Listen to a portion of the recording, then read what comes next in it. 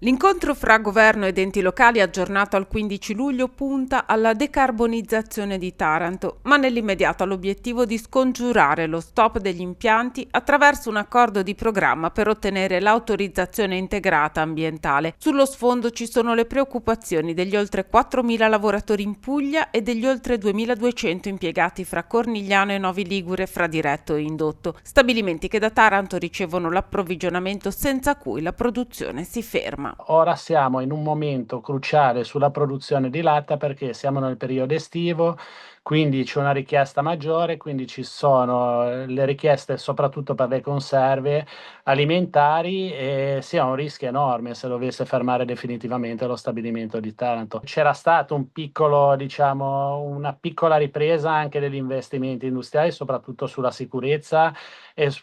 per consentire comunque una produttività maggiore di quello che è stato negli anni passati quando abbiamo avuto la problematica con ArcelorMittal. Il paradosso è questo: lo stabilimento di Cornigliano e quello di Novi funzionano ma subiscono gli stop di Taranto ripetuti negli anni. Chiediamo sicuramente che venga fatto un discorso più ampio sugli investimenti che devono essere fatti sia sui due siti di Genova e di Novi e più che altro che si continui a lavorare, che si riducano i numeri di cassa integrazione perché non si può